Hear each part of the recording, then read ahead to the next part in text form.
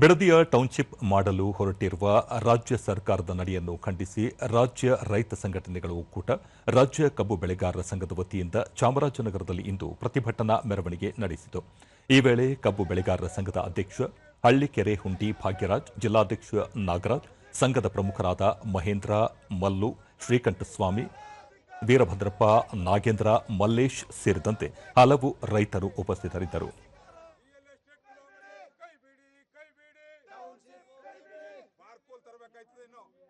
ಪಾರ್ಕೋಲ್ ತಂದಿಲ್ಲ ನಾವು.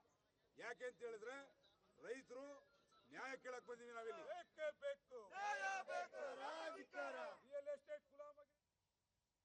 ಬಳಿಕ ಹಳ್ಳಿಕೆರೆ ಹುಂಡಿ ಭಾಗ್ಯರಾಜ್, ಬಿಡದಿ ಟೌನ್ಶಿಪ್ ಮಾಡಲು ಮುಂದಾಗಿರುವ ರಾಜ್ಯ ಸರ್ಕಾರ ತಕ್ಷಣವೇ ಯೋಜನೆಯನ್ನು ಕೈಬಿಡುವ ಮೂಲಕ ರೈತರ ಹಿತ ಕಾಪಾಡಲು ಮುಂದಾಗಬೇಕು. ಬಿಡದಿಯಲ್ಲಿ ರೈತರು ನಡೆಸುತ್ತಿರುವ ಹೋರಾಟ 500ನೇ ದಿನದತ್ತ ಕಾಲಿಟ್ಟಿದೆ. ಈ ಸಂದರ್ಭದಲ್ಲಿ ಅವರ ಮೇಲೆ ದೌರ್ಜನ್ಯ ನಡೆಸುತ್ತಿರುವುದು ಸರಿಯಲ್ಲ. ರೈತರ ಮೇಲೆ ಯಾವುದೇ ಬಲ ಪ್ರಯೋಗ ಮಾಡದೆ ಯೋಜನೆಯಿಂದ ಸರ್ಕಾರ ಹಿಂದೆ ಸರಿಯಬೇಕು ಎಂದು ಹೇಳಿದರು. ಜಾನುವಾರುಗಳನ್ನ ಸಾಕೊಂಡು ಜೀವನ ಮಾಡ್ತೀವಿ ಅಂತ ಹೇಳಿ ಫಲವತ್ತಾದಂಥ ಭೂಮಿಯನ್ನು ಇಟ್ಕೊಂಡಿದ್ದೀವಿ. ಸುಮಾರು 500ನೇ ದಿನಕ್ಕೆ ಕಾಲಿಡ್ತಾ ಇದೆ ಚಳವಳಿ. ಸರ್ಕಾರ ಯೋಚನೆ ಮಾಡಬೇಕು. ಈ ವಿಚಾರನ ಗಂಭೀರವಾಗಿ ಪರಿಗಣಿಸಿ ಬಿಡದಿ ಟೌನ್ಶಿಪ್ಪಿಂದ ಏನು ಸಾಧಕ ಬಾಧಕಗಳಿದೆ ಅದರ ಬಗ್ಗೆ ಭಾಳಷ್ಟು ಚರ್ಚೆಗಳಾಗಿದ್ದಾವೆ.